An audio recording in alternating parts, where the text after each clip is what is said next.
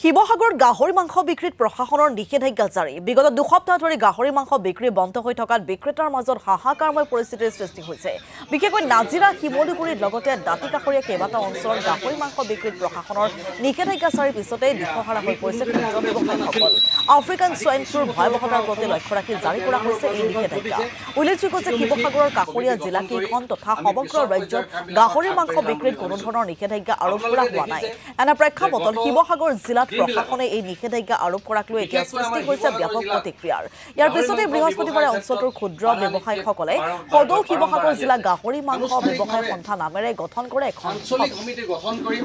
আৰু আঞ্চলিক সমিতিৰ পৰাই আমি বিশেষকৈ শিৱসাগৰ জিলাত অকল এতিয়াই নহয় আগতো কেইবাবাৰো এনেধৰণে গাহৰি মাংস নিষিদ্ধকৰণ ব্যৱস্থা চলি আহিছে আৰু এইবাৰো তেনেকৈ নিষিদ্ধ কৰিছে কিন্তু আমি বিশেষভাৱে আমি শিৱসাগৰ জিলাৰ বিভিন্ন ঠাইত আমি ঘূৰা পকা কৰি চাইছোঁ যে আমাৰ ইয়াত বিশেষভাৱে যেনেকুৱা ধৰণে প্ৰশাসনে ব্যৱস্থা লৈছে তেনেকুৱা ল'বলগীয়াকৈ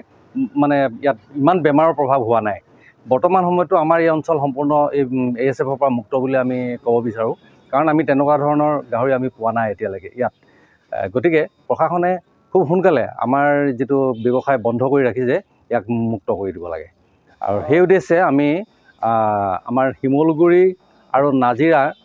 বৃহত্তৰ অঞ্চল সামৰি পেলাই আজি আমি এখন কমিটি গঠন কৰিছোঁ যিখন সমিতিৰ জৰিয়তে আমি উপায়ুক্ত মহোদয়লৈ আমি স্মাৰক পত্ৰ প্ৰদান কৰিব পাৰোঁ